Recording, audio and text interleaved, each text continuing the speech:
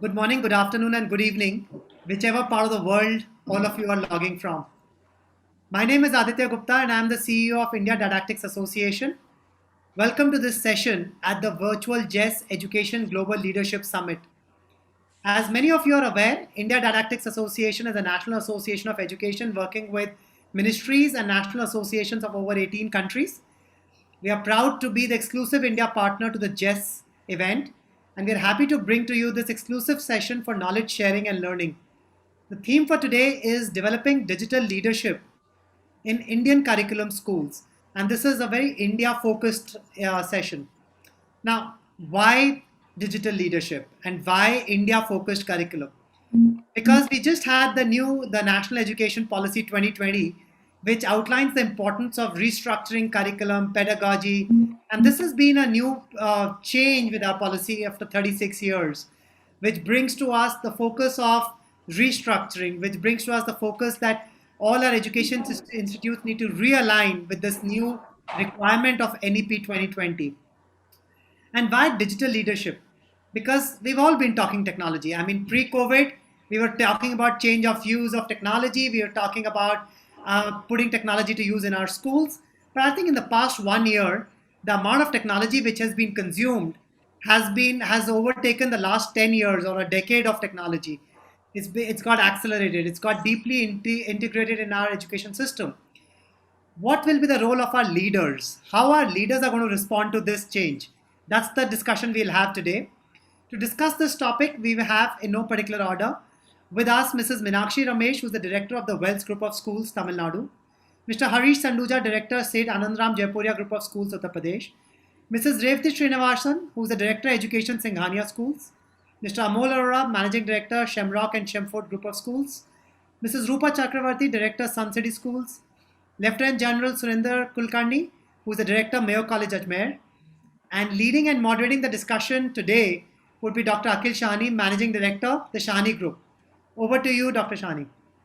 Thank you very much, Aditya. So, I actually heard a great joke recently. He said that if someone from the 18th century had fallen asleep and slept throughout 200 years and woke up in today's time, he would not recognize most of the world. He would not recognize smartphones, he would not recognize cars, not recognize aeroplanes. But the one thing he would have recognized are schools, because till recently, most schools were teaching exactly the same way as they were 300 years ago. The kids came into class, they sat facing forward, there was a teacher teaching a curriculum, and they had exams at the end. Nothing had changed for the last 300 years. But of course, we all know the last year has changed almost everything. However, I'm going to actually talk a bit about, to get some context, is that what were some of the barriers that schools faced to tech adoption before COVID? So, Surinder, I know that Mayo College is one of the most foremost boarding schools in India, if not in Asia. So maybe let's start with you. With your experience, what were some of the barriers that you faced to adopting technology in your school, especially up to 2019? Essentially, thank you, Akhil. Essentially, three things. First, one category comes under apprehension. The second category came under conditioning. And the third category came under inertia. So the parents were the apprehension category, who were worried that technology in the hands of young children, would result in all sorts of negative things. The conditioning came with the teachers who had learned a certain way, taught a certain way for so many years. And the inertia came to both, because technology was staring at us in terms of congruence of technology at least 15 years before 2020. From the time YouTube, you had the, various other disruptive technologies were already around. The smartphone, everything you could do in your hand. So it was not a new thing. We were fortunate in our school in 2005. People had laid out a full OFC ring around the school, which is about 200 acres. And therefore, we were well up with potential for utilization where the inertia came in. And therefore, in around 2017, we teamed up with Microsoft, and they were kind enough to give us 2 trainers with 90 devices on loan gratis for 2 months. And we had to use the push model because the teachers wouldn't go there willingly. and they had to study in their spare time 2 hours every day. But surprisingly, we didn't know pandemic is coming. So we were just lucky. Once it arrived and we had done Microsoft, we needed 1 day to refresh Teams, and literally uh, within March itself, we rolled out. But as we went along, we found technology was not the solution. It was only a platform. It was the pedagogy which was the challenge. And if you ask me in the last 1 year, what changed was not technology as much as pedagogy did. Correct. I'm conscious of my time and I'll stop here. Thank you very much, Sundar. Appreciate a classic army person, is very disciplined and focused and make sure there's huge amount of content. Thank you very much, Surinder. I'm going to actually now shift to Harish. Harish, let's talk about your experience as to what are the barriers that you faced trying to adopt technology in your schools prior to 2020, and what are some of the technologies that you did manage to adopt, and how was that experience? Thank you, Dr. Sani. The issue in our school was that we were having the technology, like we were Microsoft enabled and all those things, but then yes, the inertia was there, and uh, we were actually facing a lot of issues because in and around being Delhi, you had to kind of shut down because of the pollution issues, because of the Kavod Yatras, because of the other social issues. The school would get shut down because of multiple social things. And we were already looking out for technology at that time, almost 6 months before this. And we had found out Zoom, and we were kind of in the process of training our teachers so that whenever these rainy days happen, we are able to kind of still have the teaching and learning continued. And that turned out to be a big boon for us because we were in the process. But then uh, we initiated and made sure that the whole thing was catalyzed, and then the training of the teachers was done in bit of haste actually in the beginning. But then we realized that it was quite useful for us. And then the initial problem in the first week, that is from 22nd of March onwards, we faced was that we found that a lot of children started complaining about the device not having laptops. But then we realized that smartphones were equally capable and everything was kind of good for smartphones to handle. Mhm. And the IT bandwidth also was a bit of challenge in some areas for the children, though the school did not face that problem or the teachers did not face that problem, but the children did complain about the bandwidth at times. And apart from that, I think a lot of ownership of the learning went from the teacher and the school to the family. Now, the ownership of the learning went to the parent also because school was not able to get in physical contact or cross check things directly. So that created some issues in the beginning, but then we were able to do multiple webinars for the parents also. And then we also were having certain processes of conducting exams and assessments with the help of some softwares that we were already using. So for us it did not become as a major challenge because those softwares were very very powerful to give very individualized assessment reports. So that was a big relief, but we really faced certain issues with the psychological and other problems, which we found that almost 1 to 2% increase in that level, because there were children who would feel lonely and all. So because of that, we had to kind of make sure that our teachers were trained enough to reach out to such children and identify in case there was any kind of help required for such children. So that's how the things kind of went for us. I think my time is also that much. Thank you very much. Appreciate the time. So interesting, you pointed two aspects about the social environment that the school is in, and also the psychological aspect of adopting technology. In fact, I think I'd like to move to Rupa now, and let's talk about the last 1 year has been crazy for I think most of us educators. Forget about the schools and the parents. So, in your mind, from when you were adopting technology, moving your classes online, of course, how did you manage the psychological aspects of the students? parents? How do you deal with the social aspects? I mean, of course, we all use Zoom and Google Meet, but how did you deal with the softer aspects of adopting technology over the last 1 year? So I think somebody rightly said that the biggest blockage of future possibilities is the limitation of our own perspective, And as long as we are ready for change, things are bound to take a 360-degree movement. So let me begin by saying that we've been a digital school right from the inception. Most of the things that we did in school were digital, but what wasn't digital, of course, was the aspect of pedagogy being integrated with technology, because it was more about teachers reaching out to children. So I think that was a very, very pivotal role that happened with this. So when the change came about, the first thing I realized, and I say I because this was a talk which happened thereafter, is that let's get into concept learning. So this was the first change we came out with, that we need to now, because change is happening, take a diametrically opposite step from units and lessons to concepts.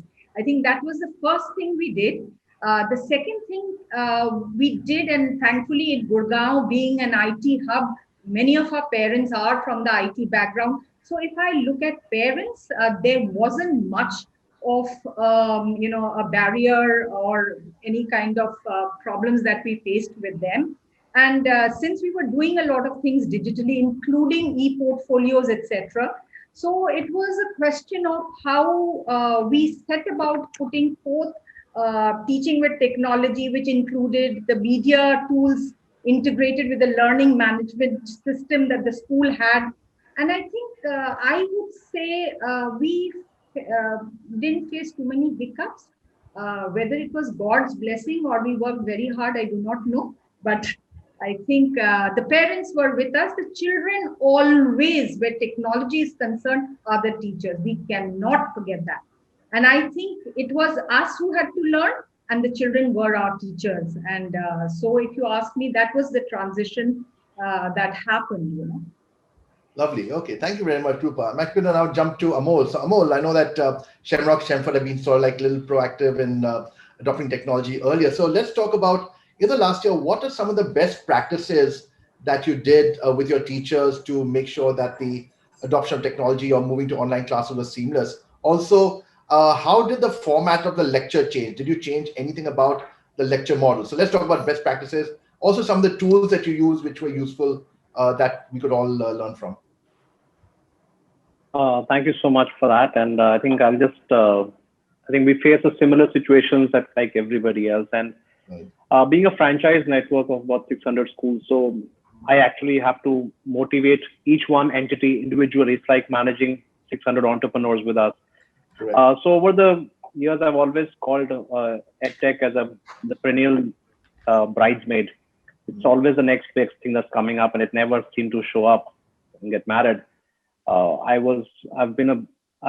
failed big time on 2004 when I started with the smart classes, one of the largest EdTech companies. I was a customer in 2004. I got excited.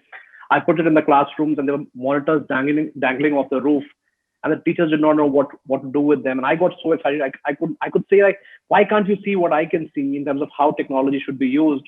And as a young entrepreneur, I was pushing it, and suddenly realized that teachers are like, I have to finish germination in 3 periods. What are these hanging things going to help us with? So I realized the top-down would not work. And what I realized was the questions, if you don't change the questions, the answers would not change. Still, even you said 150 years. 150 years, the question is still the class 12th examination, the same cursive writing, the same, copy the NCERT definition in your answer sheets. Don't stay away from, if you study anything apart from your standard books, you will get less marks. So if those questions not change, expecting teachers to change behavior was unrealistic. So I had for the last 20 years, what I was trying to do was give teachers and our franchisees an exposure to the kind of tools that are available, and let them pick and choose, and then support them on, and then create best practices, show it to others. Others would come on board. And that's how we would roll out technologies over the years. That's how we were approaching it. But it was in bits and pieces, but it was more dependent on the individual. what happened in with COVID was there were two reasons why people had to change. One was, of course, buildings are closed, children should keep learning. And second was the financial aspect of it. It became a question of survival as well. Especially for the budget schools, there was a question, if we don't do anything, then parents are not going to pay us the fee. If we don't get the fee, we don't survive and we don't pay salaries. And teachers had to be relevant for, I mean, one aspect is we talk about cities like Gurgaon, but teachers had to adapt themselves and stay relevant. It became the case of a dinosaurs where if you don't adapt yourself, then you have no place in today's schools, which are cutting down on teachers. So everybody was forced to move from that complacency of, I've been getting good results for 10 years, what's the problem? Why should I change? That inertia was always there at all levels, whether it was parents, teachers, school heads, or private entrepreneurs. So I think that changed, that mindset changed, and it was either for the love of teaching or for the love of your own survival. Whatever worked, people did try and experiment with a lot of things. And what was very clear from our side was that the biggest mistake a lot of schools were doing was they were replicating the 40-minute period into Zoom. And initially, it was it's a coincidence that Zoom used to give a 40-minute free account. And it's like 40-minute Zoom free account, 40-minute period, click. So let's have 8 periods, and you just log in. After 40 minutes, you log out, you log in again, start a new class. It seems like match made in heaven. And then suddenly you had complaints of kids not getting interested, teachers wondering what's happening. I can't shout at the child. I can't. That physical restraining of children. Okay, pay attention was not there. Children making fools of teachers, parents butting in the conversation and saying, "Man, what are you teaching? This is not the way to do it." And especially at the primary and pre-primary levels where teachers are not so competent in all matters.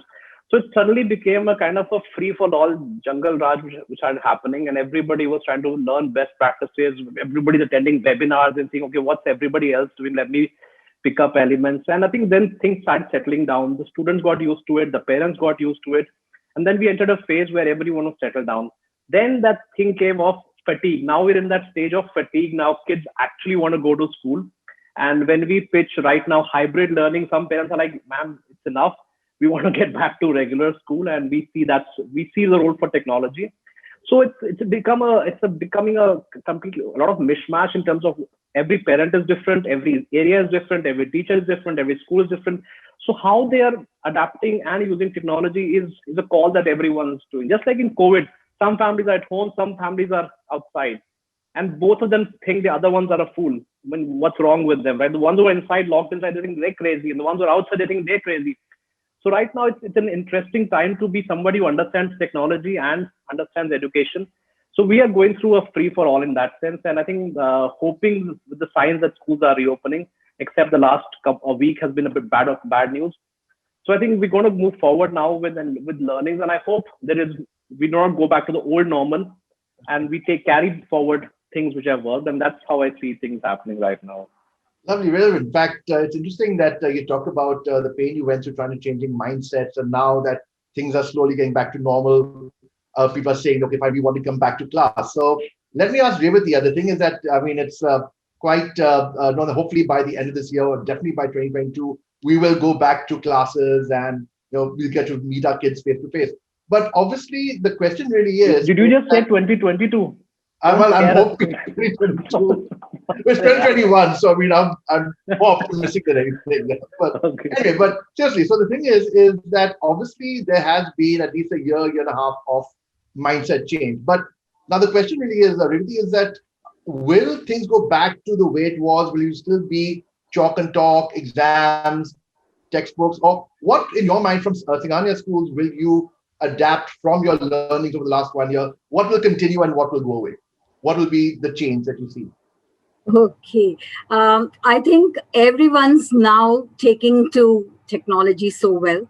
This is a new aspect of whether children of course love technology, but whether teachers like it, will adapt. There are no questions remaining now. Everyone will accept and in fact would prefer this mode. That's what I'm seeing now. A lot of teachers feel that this is a wonderful way we are able to connect. There's accessibility with more students.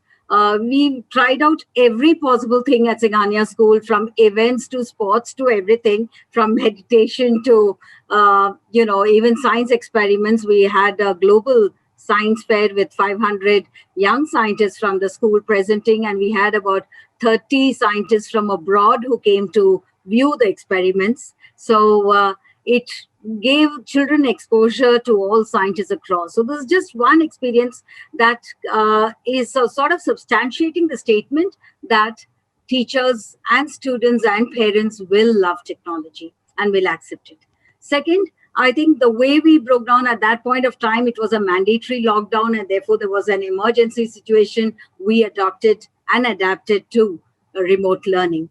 But at Singhanias, of course, we were into it. We had our own app. We had a lot of things that we were creating ourselves. So we were sort of blessed with the skills, yet we hadn't adapted it fully. So to get that into a part of making it a culture of the school was very important. Anything that stays as for a one day for 6 months, just stays for 6 months, and after the purpose is solved, you shelve it. Why is technology, adaptation of a technology in our classrooms not being shelved and will not be shelved is because it's become a part of our culture. It's become part of our school culture, and that's why we will be able to sustain it. In fact, I think we would improvise on it. Like, for example, we started with video conference tools. We had online learning management system software. We had other digital solutions, all of it together. All of this highlighted the teacher's ability to be presenting her lesson in a classroom, because every teacher tried to become more innovative, more creative. There were initially issues of equity. It was about availability of devices, availability of network, all of that. But that's there for every other thing. And that's what we kept talking to parents, that you will find these challenges in anything that we do. All that we have to look at it, how is it that the school can help you find solutions to your problems? And that's what we did. We reached out so that we were able to give access to everybody. For example, I have one of my schools is in a very small village called Saucer in Chindwara district. That's a place where I can't expect my students to even have devices. So in that particular area, we started the Mohalla school, and we opened up 5 Mohalla schools where the teacher was belonging to that village taught there. We took some 5 halls, sabagrahas that they call. We took them on, not even on rent, because the sarpanch said that you're doing so much good. So please take this just like that. And we started to teach over there. We used technology there too, because we had to teach multiple classes in the same hall.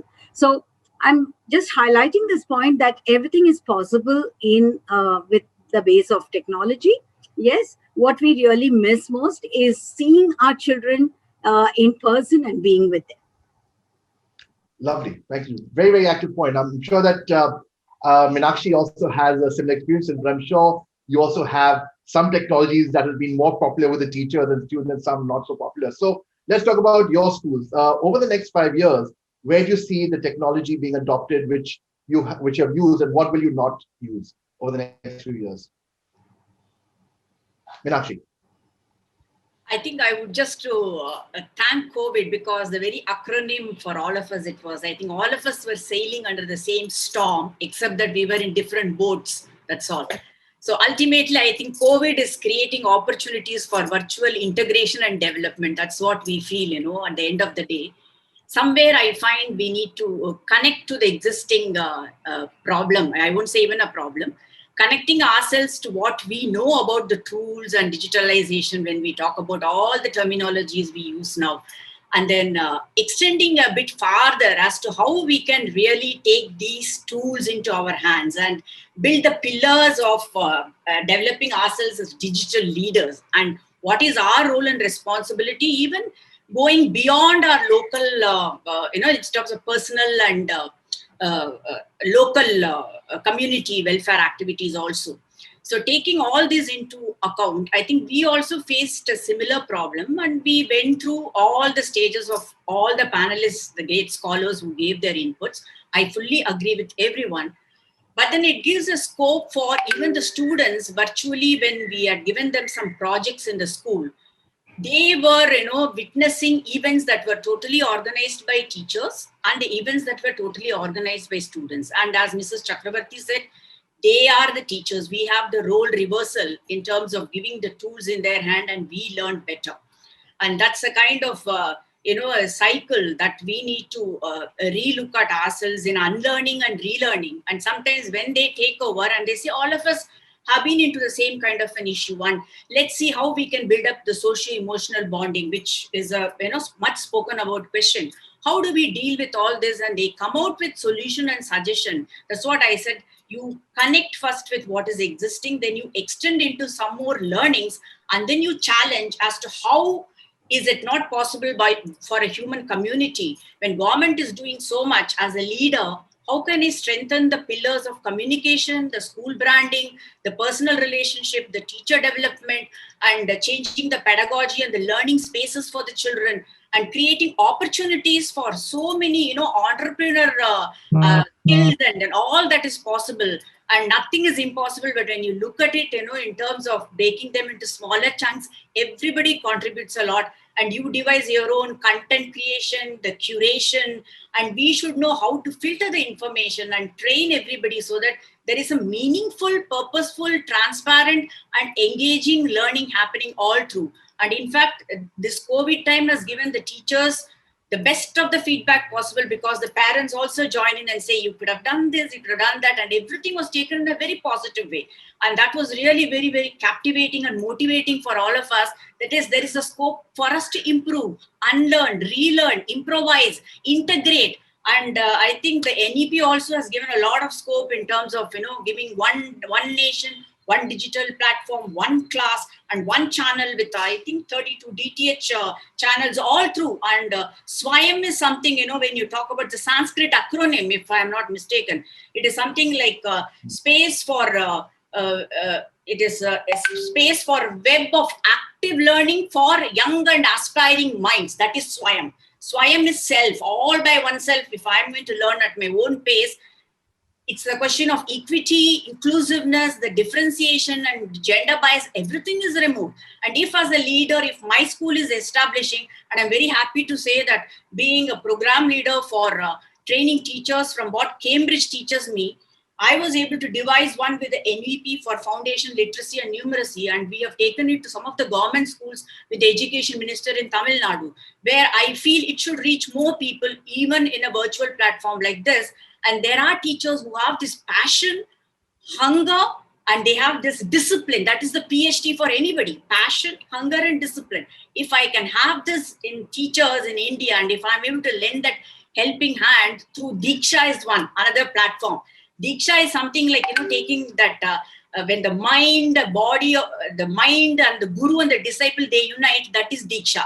That is, Vikasit Bharat and Unnata Bharat. It is like that. We have to look at it like that, and we have to keep spreading our knowledge sharing. And I think this is a platform where we can talk about bringing knowledge of India. We talk about, transdisciplinary integrated learning and the knowledge of India as a component in NEP. If I were to bring in all actually, that... you had discussed NEP. I'm actually going to address NEP in a further question. I'm going to actually ask you about NEP a little later. So I actually want you to save that answer for the next question. But really, really useful. But please something. So let me talk a bit.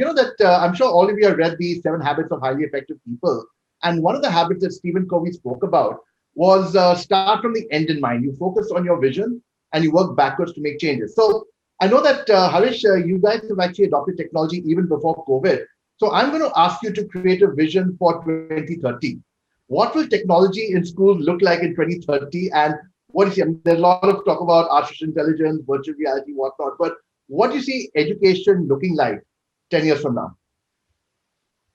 So what has happened now is that we have got exposed to a lot of different types of technologies available, starting from augmented reality to softwares like Padlets and Nearpod and Lifelike and all those things. So what has happened is in last 11, 12 months, we were able to identify which particular technology or which particular software is suitable for which class.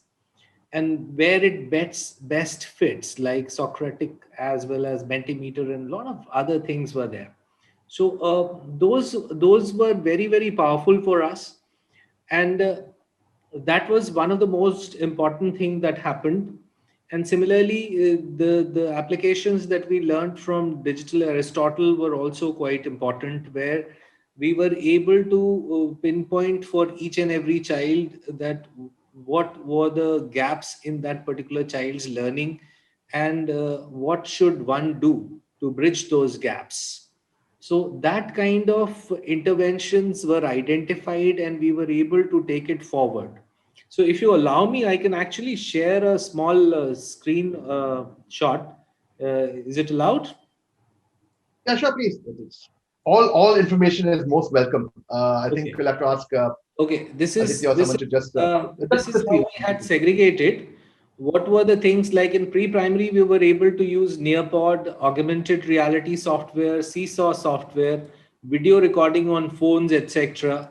Similarly, for primary, we were able to use Nearpod, augmented reality, Peer Deck, Flipgrid, Quizzes, Mentimeter, Padlet, Socratic. These are all the softwares that were available for this particular group.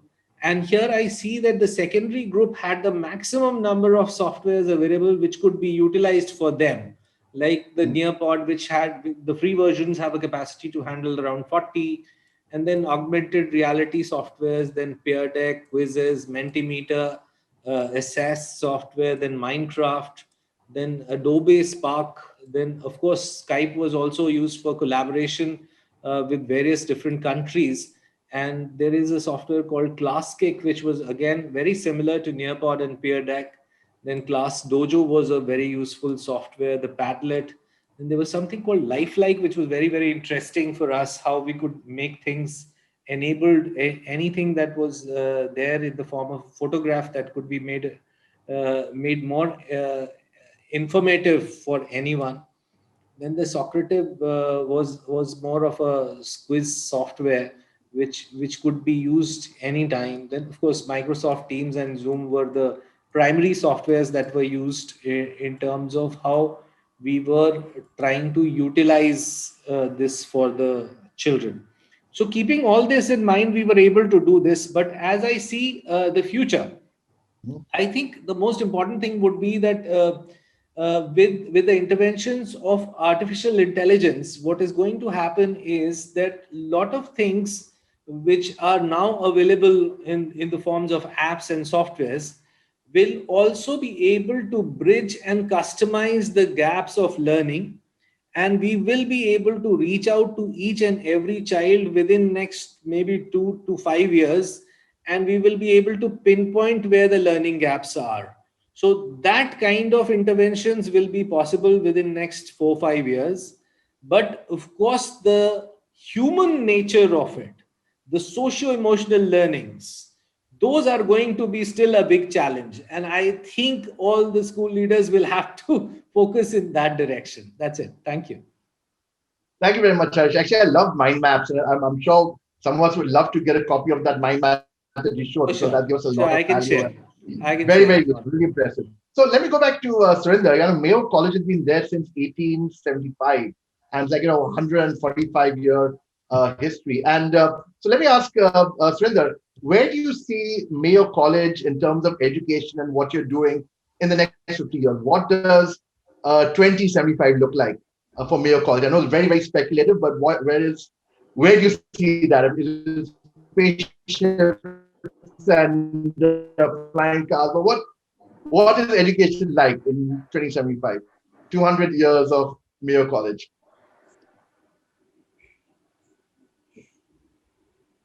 You're on mute. See, 2075 is out of reckoning, but we can talk 2025. Yeah, sorry, I think my net 2030. went up. We can go to Surinder, 100. can you hear? Yeah, can you hear me? See, 2075 is too far out, but 2025, Yeah, just 2030 is a more realistic thing. And as okay. William Gibson famously said in 2003, the future is already here, but it's not evenly distributed. You can argue that. The reality is that technology, as I said, by 2007-8, so much congruence had come in. And that if you are not understanding this, that this one device in my hand has got more knowledge than 2000 years of collective knowledge put together, then we are getting it wrong somewhere very badly, number one. Number two, the importance of capturing data is not yet fully understood by us. I mean, I'm not talking about others. They may be smarter than us, but the importance of capturing data is not fully understood because it has to be captured by everybody, including my mess manager, for example, for my hostel, because those data points will allow us to carry out meaningful analytics. And when it comes to academics, co-curriculars and sports, it will result in individualized data analytics, which allow us to do the interventions that are needed for each child. Because each child has to be a unique entity. Unfortunately, most schools put out their batch averages and batch statistics with great pride. To you as a parent, that one kid matters, who cares for the rest of the statistics? So this opportunity for data analytics is staring at us in the face, and I don't think we've captured it enough, number one. Number two, how it helps the student. It allows for a child to do a lot of ipsative learning, which means the child can revisit where he was earlier and compete against himself or herself. And that will automatically reduce the wrong sense of competitiveness because there is enough room at the top for all of us. And in today's complex world, you need to be collaborative. If I'm fiercely competitive, if one of mother starts crying because my son came second this year and he never come second before, that kid has got a very bleak future. So therefore, we have this great advantage that each child can see where he's improving year on year. You can do spiral mapping of his curriculum for him, individualized. And therefore, what is available to us is very important. And therefore, getting stuck with any of the current technologies is no good. What we need to get stuck to forever is good pedagogy. Good old storytelling will never go out of fashion. If you can teach a kid the way a kid learns at the age of 1, 2, whatever, will never go out of fashion. So it's my belief that if you can couple what technology offers today with great analytics and the widest range of pedagogy that is available, then we will be able to transform education. Otherwise, we will be a modification of the old industrial pattern.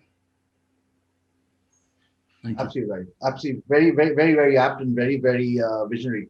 Let me go back to Amol. So, the thing is that up till now, the student's life was go to class, hear the lecture, go for tuitions, repeat the same thing, do homework, and just 2 weeks before the exam time, just mug overnight and just pass the exams. That was what it was. But tell me in your mind, how do you see the student's life changing over the next 10, 15 years? What do you think will happen in the student experience of school?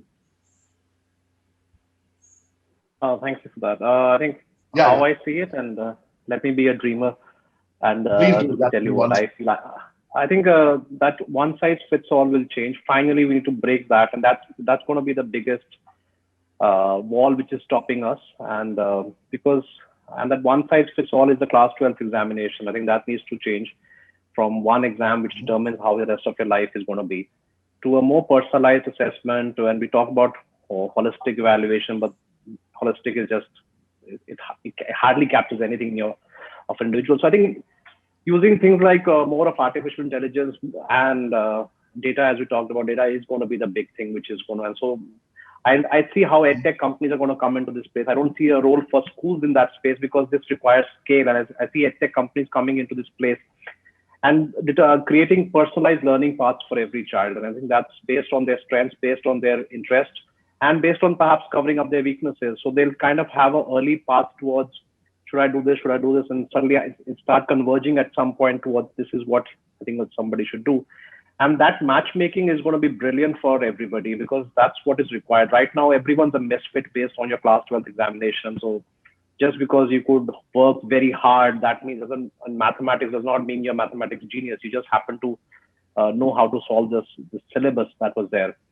So and you become an engineer, and engineering requires a different skill set. Just because you had good math skills does not make you an engineer. Just because you can rote learn all the biology phylum of plants and everything does not mean you're going to become a good doctor. There's nothing to do with what about the human empathy part of it. So I think that matchmaking of individuals and careers through data and through artificial intelligence is going to be the real game changer. And that then the question is going to arise: why do we need schools at all? And I think the question automatically comes with if is it going to be personalized? Is it going to be teachers just gathering on the playground, meeting up? So I think it's going to be a very interesting shift in schools which were considered, in the business language, we were a recession-proof sector. We were all these words that used to use. So this is as a business point of view. But even as schools are here to stay. Everything else might change. But the minute you enter the school building, you leave your phone outside, and we go back 150 years to Victorian times. In terms of, and the way we design schools also is the same in the way we design prisons as well, right? The same rules apply to both these institutions. So I think the question is going to be very interesting. It's going to be a roller coaster for schools as well. We got a shock of our lives with something which we felt we were the chiefs of our kingdoms, and we had a very secure. Everybody was happy in the status quo. Even the school management, teachers, principals, everyone was happy. Come home from school, as you said, you come go for your tuitions and marks achhe aa jayenge, and that's good. But I think now the question is going to be, why should schools exist at all? And I think we need to reevaluate what was the role schools will play as institutions. Will they become more of social community centers as opposed to learning hubs that they are currently? Or what will be the role of edtech companies in the way children are going to be educated? I think that's going to be a very interesting dynamic. But next 4-5 years, I think it's not going to change so much. But next 5 years, short term, I think technology's role for enhancing the teaching learning process, where more of self-directed learning, children are now able to learn themselves. That's a skill that I've learned in the 1 year, where children have actually taken ownership of their learning. They are able to research themselves, skills which we never encourage children to do. It was always your textbooks. So those things, technology as a teaching learning aid, technology for better communication, technology for better administration of schools, those things are going to be, that's going to change the next 5-6 years.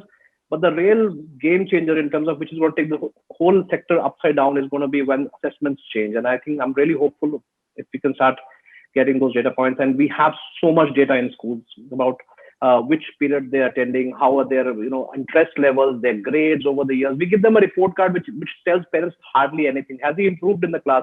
If he's got 67 marks this year, is it better than last year or not? Because the teacher might be strict, and everybody's kind of okay with the same report card that you get. But I think it's going to be an interesting roller coaster ride, and we're going to see more and more companies coming, and people already are questioning, why do we need to go to college? Now, this is a big question. A lot of people have found, why was I spending 1 crore rupees in India for an undergraduate student? Could I just do some courses online and be skilled for life? So that question is already coming in the higher ed. It's going to start coming in the school education sector as well. And the earlier we, as educators, start waking up to this reality, the more innovative that uncertainty, that sense of unease with where you are right now, it's not going to last forever. The earth below us is shaking. The earlier we wake up, the better it is for us, and ultimately better for the children as well, because they deserve a better way of learning. And clearly the current system is not meant for them right now. Can I just come in for half a second, please? Sure, please. You see, there's a difference between the disruption in schools and colleges. During your growing up years in school, you're also learning your social skills and interactive skills, which is why physical interaction is more important. By the time you go to college, yes, you can do with this different world. Number one. Number two, let me tell you, whereas many people are reacting to a situation that comes about, any school leadership worth their while must work on the principle of anticipation. If the pandemic came and hit you and you reacted and you said we adapted very smartly, well, you've done nothing great about it. You can't anticipate the pandemic, but you can see where the technology disruption was happening, and therefore steps taken to be agile. I told you this whole business of going back to good old pedagogy. Every time we organize any worthwhile big conferences and we get resource persons, the highest rating goes to the storyteller amongst the keynote speakers. It's staring at you in the face. You don't need an edtech company to come and tell me this. So stuff like that is happening.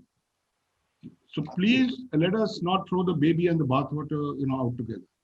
Absolutely point. I think, and just as you mentioned, I think there's one point that I think we seem to be tends to be less focused on are the parents. I mean, the typical school parent that who are telling the kids that come to our school tend to have two working parents, the father and mother both having careers. They're both highly stressed out. They got kids who are like, you want to make sure the kids get into the best careers, best colleges, and they're more stressed out than the kids themselves. So, so Rupa, you were talking about emotional support of the family. So, in your mind, what would you do? How would you tell the parents to change their mindset? Because obviously, education is not just kids in school; it's also the parent. The parent is a key component. So, if you had to look at how education would be in the future with technology, how would you ask the parents to adapt? What would you tell the parents to do to enable their kids to have a better quality education and also interact better with the schools? So I think technology enables students to learn in ways not previously possible. So I think that is the moot point over here, that we were teaching them in a way we were comfortable. And we keep using that oft quoted lines, that if I can't learn the way you teach, then teach me the way I learn. And I think nature has taken its own course and changed the path to ensure that they are learning the way they are equipped to learn. And that is using technology. I mean, we know that when we have quizzes happening in school, the children are so adept at using Kahoot to make the quiz, to ensure that they are able to, do everything possible to get the quiz going, and the outcomes are so clear. So I think, and one point which I feel is very, very pertinent, I think General Kulkarni just mentioned it, and I was reading the other day, that effective integration of technology is successful when students are able to select technology tools to help them obtain information in a timely manner. And that is how technology has helped them, because then they are able to analyze and synthesize the information they get and present it effectively. Now, when parents see students learning, the main thing that they're looking at, that the child learns. And like you rightly said, keeping the end in mind. I remember when I was in school, the nuns used to say that live your life with what will be written on your epitaph, and then live backwards. So I used to find it a little gruesome when I was growing up, saying that what's going to be written on your epitaph and work backwards. But when they see that learning is happening, I think all of us would endorse that kind of learning, because now, of course, we are doing, the binary digital learning, but this is going to be going into quantum computing, and that is what the future is. Uh, Again, I say over here, the outcome is definitely going to reinforce the path that has to be taken. So when the outcome is, the desired outcome is what we want, then we do not, it's like the mean and the end. So if the means justifies the end, or the end justifies the means, either ways it'll be acceptable by everybody, because it's all about the children's learning. And that's where I would like to kind of leave it at the moment. Very happy. I'm going to go back to Meenakshi, because I'm going to expand more on the national education policy now. So I know you had touched on some points of NEP, but let me talk a bit more about that. So in your mind, the NEP has actually given a lot of freedom to schools and institutions in terms. So in your mind, how would you want to implement the best aspects of the national education policy in your school? Or how would you advise schools to implement it? Because the broad guidelines are there, but the specific practical aspects will not be given by NEP. So how would you implement the suggestions of NEP in your school? Yeah, and thank you for giving me an opportunity to talk on this. And it's like, when we categorize the 21st century skills, I think we can broadly classify as how to think, ways of thinking, ways of working, and how to work, and then in the living world. If we can categorize the 21st century skills, like, how should we think? Like, it's like problem solving, critical thinking, and you bring in computational thinking. and you bring in all definitions of probable thinking and learning to learn and all those components of ways of thinking. Ways of working is very simple. With the virtual world, we have to communicate, we have to collaborate. How do we work with the tools? Here I bring in ICT literacy as one, which is very important, and the other one is information literacy, like how Mrs. Chakravarti said. I need to know where to look for information, how to curate, and find out what is apt for the occasion. Then in the living world, it matters so much that me as an individual and then my responsibility to the community at large, what is it?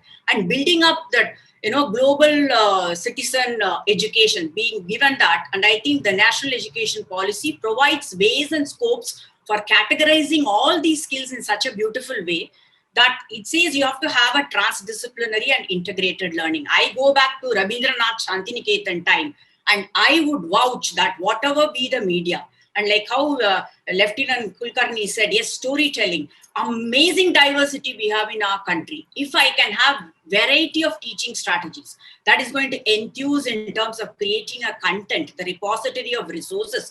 If all that could be done by EdTech schools, high-end EdTech schools, if they can really contribute to these resources, and if this could be widespread, I think we have to have that wider thinking of learning, connecting it in such a way that there is a scope for even at the foundational years, you can talk about computational skills. It's not that I go and put him in front of a computer and teach him, yes, now you have to have this logistic learn, you have to write an algorithm. No, when I look at young children, the computational thinking is already happening. If as a teacher, I understand the real terminology of what computational thinking skill is and apply it to even the foundational learning years, I think that is where the visible thinking pattern sets in a child, and he will be able to learn.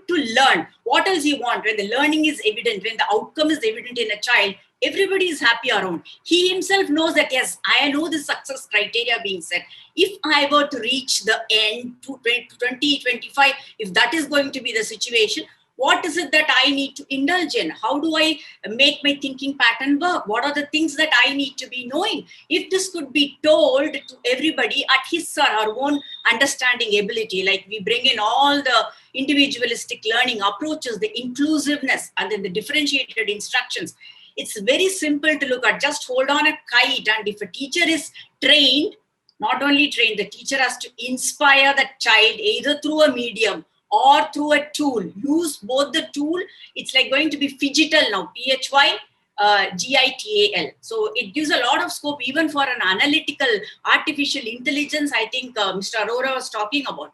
The NEP talks about that also, where it is going to bring in a platform for everybody to know where exactly the choices of subjects can be made by the child, where he exactly stands. And the NAOS very beautifully spells out the wide choices of subjects. Why don't we create awareness among people to go in for such options? And why this engineering, mathematics, and achievement and record? I think we should break all that and just test on the core conceptual learning and give him that freedom. The entire assessment culture has to be changed according to NEP. I think we have to have variety of pedagogical approaches in starting from what the child wants to learn, even if it is the foundation literacy and numeracy. If the child walks in wearing a bright little shoes and he likes to know something about the shoes, I should be able to build his learning based on what he is going to learn with that simple shoes about which he is so much fascinated. So I think you made a very useful point. I think you spoke about the whole concept of cognitive learning, continuous learning, and 21st century skills. So I'm actually going to jump to Revati, because a lot of people are saying now that school should prepare the kids for a successful career, basically, right? And of course, we all keep on saying is that the jobs that we're training them for don't exist even yet. So in your mind, what are the 21st century skills that most schools could focus on? You obviously can't do 100 things. So let's say the top 3 or 4 skills that you definitely need to implement in kids to enable them to have a successful career. You're on mute. You'll have to unmute yourself. In a world that we are, I think children must have excellent communication skills, should be able to present themselves well, be able to even communicate their ideas well. It's not necessary it needs to come out in English. It can be presented even in a language which is regional in nature. So for me, I think that is what is first very important. The second very important skill that I look at is creativity, because creativity will lead to creative problem solving skills. Problem solving itself is a skill, but I would like children to start looking at the kind of problems that they would like to solve.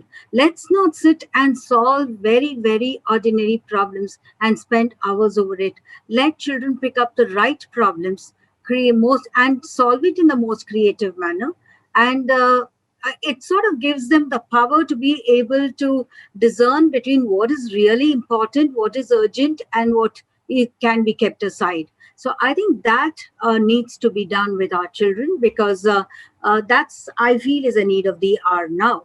And the other skill that I really want them to work on is collaborative skills. We're living in a world where children will not be going to work by themselves. So even if they are having their own industry, they're so reliant on everyone. And I think it's very important for them to be learning together. It's just like what we are doing right now. I think schools have not collaborated till the time this disruption happened. So the disruption, unfortunately or fortunately, became a medium or a source from where we started to collaborate. So uh, I don't think we should have a necessity of a disruption in order to collaborate. So if we start doing that before, I think you can start anticipating, can we do this? Or can we come across with innovations of this kind and collaborate for the innovation so that we have a better world? And while we are talking about careers, we can't be thinking in terms of careers that are just perhaps technology based. It need not be that alone. I can see careers of different kind which has a very, very human approach. For example, Lieutenant General Kulkarni was talking about storytellers, and I think storytellers have a great future. There are kids where the parents are working and the kids need company, for example. I'm sure abroad it is happening very, very commonly, where children, students from colleges come and spend a couple of hours with children just telling them stories, and they get paid for it. Why not? You need people to take care of old people who are alone at home while their sons and daughters in law are out at work. Someone who's going to keep them company, talk about positive things, even read out the Ramayana for them, I think they will get paid. And perhaps if the salaries that they get out of these events on a daily basis, you put them together, they may get more than what a CEO will get. So that's what I see, because human resources wanting to do some service for others and add value to someone else's life is going to become rarer. Everybody has started to being thinking in terms of how do I create the wealth for myself. So it's in that time that value the services that will value more and will where people will have to shell out a little more money would be human resource services that are directed towards it. So I think those are the things that we have to work. So while we are talking about technology, while we are doing all this, I'd like people to be very conscious of the fact that we have to develop human values in our children, be able to reach out to everyone in times of need, be able to communicate the right kind of words that will work towards it. And that kind of ethics that we need is very, very important. So I think even while we are talking about digital literacy, I would like to say that when I spoke about the culture of technology that's stepping in, I meant the culture with that ethics, with that integrity, because the world that technology can offer can it's so huge a space that there can be all kinds of disruptions, all kinds of frauds happening. So we need to keep a check on that, and the check cannot be kept by an outside source. No amount of cybercrime security forces, all of that can help. What will really help is where I discipline myself, and that's Absolutely. what In is fact, needed. taking that point of discipline, I must say that I'm really happy to have such a high-powered group of panelists, because, to be honest, I've been on many education panels. It's the first time that I've had so much content where everyone has actually kept to their time limit and made sure there's hard-hitting content that we can all learn from. But too many panels, just people just chat around without any focus, and actually are actually finished a few minutes before time. So I think Aditya has asked me to have a couple of final remarks. I'll just say two or three things. One is that I think all of us have been in education for long enough that we started with a lot of idealism and a lot of focus on that we all want to change the education system. And of course, the last decade or so, we actually were fighting against a lot of forces against us. I think today, now we are in a unique position where the three forces of where COVID has forced us to adapt to technology and the mindsets have gone. The government has implemented national education policy and realized that they can start freeing us up and actually doing things which are more future oriented. And of course, third, we now have the environment to actually learn from each other. Before, I'm sure most of us who are sort of like in our little cities or little bubbles, we never had a chance to interact with each other this way and learn best practices. For example, Harish's mind map was brilliant. Some of the inputs in terms of the 21st century skills, how you deal with parents is something that was really amazing that all of us can learn from. So I think I'm glad IDEAs actually came up with this panel, and I'm sure we would really benefit from more panels such as this. But really thank all of you, and you guys are really fantastic school leaders. A huge respect for all of you. Thank you very much. Aditya, up to you. Thank you, Dr. Shani. I have to second your thoughts. I definitely agree. It's one of the more phenomenal panels we've had in the recent times, where the true essence of a leader comes out. I think when we're talking about leaderships in schools, this is what it is about. I mean, sharing best practices, coming out with really innovative ideas, out of the box thinking. I was reading a quote from Bill Gates earlier, and this was what was resonating in my mind while the panel was on. Because all of the leaders here talked about agility and flexibility and being ready for things. And I think what Bill Gates had said was, success today requires the agility and drive to constantly think, rethink, reinvigorate, react, and reinvent. And nothing is more apt in today's time than that particular quote. But it's been a great learning experience for us, and I hope that all of the delegates for the JES virtual event and the leadership series around the world benefit from this rich knowledge from India, what we are doing here, why we are doing what we are doing, and why some of our schools here on this panel are the best.